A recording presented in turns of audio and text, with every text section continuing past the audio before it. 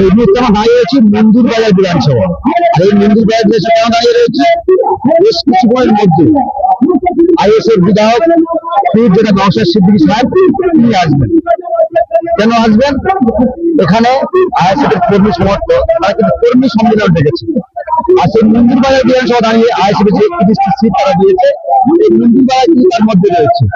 এই নওশাদ সিদ্দিকী হঠাৎ করে আছে প্রোগ্রাম করেছে এবং সেই প্রোগ্রাম ইতিমধ্যে চালু হয়ে গিয়েছে। কিছুক্ষণের মধ্যে তিনি আসবেন এই মন্দিরবাজার বিধানসভা লীলাম্বারপুর গ্রামে। ভাইজান আসবেন, তাদের কর্মীদের সঙ্গে কথা বলবেন এবং কিছু কথা বলে অনেক গুঞ্জন কিন্তু শোনা যাচ্ছে।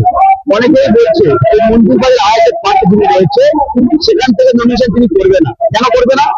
সিপিআইএমের সঙ্গে জোর যে হচ্ছে না সেটা কিন্তু আর বলতে বাকি রাখে না। মোহাম্মদ সেলিম সিপিএম এর যে রাজ্য সভাপতি তিনি কিন্তু বিভিন্ন মন্তব্য করেছে। মূলত ক্যানিং পূর্ব বিধানসভা আরাবুল ইসলামকে দল আইএসএফ টিকিট দিয়েছে, সেটা নিয়ে কিন্তু বিতর্ক সৃষ্টি হয়েছে। আর সেই বিতর্ক সৃষ্টি কিন্তু আঁচ পড়েছে মন্দির বাজারে। সিপিএম বলছে তারা কিন্তু জোট আইএসএফ এর সঙ্গে রাখবে না, কিন্তু এই জোট করার জন্য নওশাদ সিদ্দিকী বারবার সিপিএম এর দরবারে ছুটে গিয়েছে এবং ছুটে যাওয়ার কারণে কিন্তু সিপিএম জোট প্রণয় করেছিল। এখনো তারা বলছে জোট আমরা রাখবো না। কেন রাখবো না? আরাবুল ইসলামকে দল টিকিট দিয়েছে। অপরদিকে নওশাদ সিদ্দিকী তিনি বলছেন যে আমাদের টিকিট কাকে আমরা দেবো সেটা ব্যক্তিগত একান্ত আমাদের ব্যাপার। এখান থেকে কি বার্তা নওশাদ সিদ্দিকী সাহেব আপনাদেরকে আমাকে দেখাতে বলবো। কিছুক্ষণের মধ্যে কিন্তু নওশাদ সিদ্দিকী চলে আসবেন, কর্মীদের সঙ্গে কি কথা বলবেন সরাসরি আপনাদের আপডেট করবেন। এই মন্দিরবাজার বিধানসভা আজকের কর্মী সভা, কর্মীদের উদ্দেশ্যে কি বার্তা দেবেন? কর্মীদের উদ্দেশ্যে অলরেডি বার্তা দিয়েছি কিভাবে প্রচার করতে হবে, ভোট লুট কিভাবে আটকাতে হবে, এবং সাথে সাথে এটাও বার্তা দিয়েছি শুধু ভোটের জন্য নয়, এসআইআর এ যাদের নাম অনৈতিকভাবে অবৈধ অন্যায়ভাবে ডিলিট করেছে তাদের নামের লিস্ট তৈরি করতে বলেছি। ইভেন যদি অন্যায়ভাবে ডিলিটের লিস্টে বিজেপি বা তৃণমূলেরও কর্মী থেকে থাকে, তারা যদি আমাদের সহযোগিতা চাই আমরা পূর্ণ তাদেরকে আইনি সহযোগিতা করব। এই লিস্ট তৈরি করে দ্রুততার সাথে আমাদেরকে দিতে বলেছি। আপনারা ক্যানিং পূর্বে আরাবুল ইসলামকে টিকিট দিয়েছেন, বামফ্রন্টের মহলে প্রশ্ন উঠছে আপনাদের সঙ্গে জোট ডাকবে না। দেখুন, একটা কথা বলবো, কে কোথায় কি প্রশ্ন করছে কি বলছে তাতে বিতর্কে জড়ানো উচিত হবে না বলে মনে করছি। এখন বিজেপি তৃণমূলের বিরুদ্ধে লড়াই করতে হবে। বিজেপি তৃণমূলের বিরুদ্ধে যে সমস্ত ধর্মনিরপেক্ষ শক্তিগুলো আছে ঐক্যবদ্ধ করার জন্য 8 মাস ধরে কিন্তু আমরা স্যাক্রিফাইস করে গিয়েছি, ইগো দূরে সরিয়ে রেখে গেছি।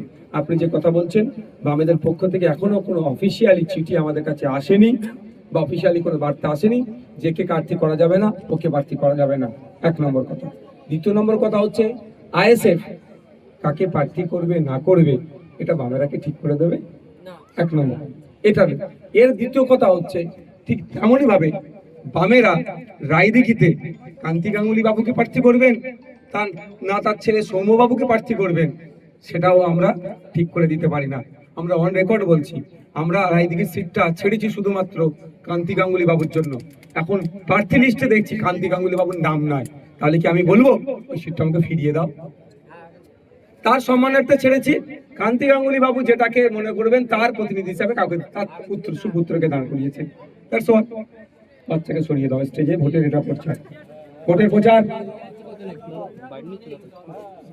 আর কি কোশ্চেন আছে? আপনাদের দলের ভেতরে যেটা হচ্ছে আইনজীবী শাহাদাত শাহ তাকে মগরাহাট পশ্চিম থেকে টিকিট দেওয়ার এরকম একটা কথা ছিল, টিকিট না দেওয়ার কারণে তিনি দল ছাড়ছেন কি? তাকে দেখা যাচ্ছে না এখন। এটা কোন বিধানসভা? মন্দিরবাজার। আর আমাদের শাহাদত শাহ কোন দায়িত্ব কোন বিধানসভা? ডায়মন্ডহাওড়া বিধানসভা। তাকে সোশ্যাল মিডিয়াতে আর দেখা যাচ্ছে না। সোশ্যাল মিডিয়াতে দেখা যাচ্ছে না, তাহলে আপনি তাকে একবার জিজ্ঞাসা করুন। না, অনেকে বলছে তিনি দল ছাড়বে, তৃণমূলে যাবে এখন কথা উঠছে। আমার কাছে খবর নেই, আপনার কাছে যদি খবর এসে যেতে আপনি তাকে প্রশ্ন করুন না। আমাদের দলের প্রত্যেকটা কর্মী বুথ থেকে রাজ্য স্তর পর্যন্ত এক একটা আমাদের রত্ন। দাদা আরেকটা প্রশ্ন হচ্ছে, আর শাহাদত শাহ টিকিটের জন্য রাজনীতি করেনি, এটুকু মাথায় করে রাখবেন। মগরাহাট পশ্চিম থেকে ঢাকা বুঝতে পেরেছেন? মগরাহাট পশ্চিম থেকে ঢাকার টিকিট দিয়েছেন আপনারা, এখনো পর্যন্ত কোনো প্রচারে বেরোতে পারেন। আজকেই তো একতার অঞ্চলে আছে, আপনি যদি না জানতে পারেন এটা কি ওর অপরাধ হয়ে গেল? দাদা কুলপি বিধানসভায় বারবার ভাবে প্রশ্ন উঠছে যে বহিরাগত প্রার্থী দেওয়া হয়েছে এবং অনেক কর্মী কিন্তু এই নিয়ে প্রতিবাদও করছে। এবার কি বলবেন সেই? কাদের কর্মী প্রতিবাদ করছে?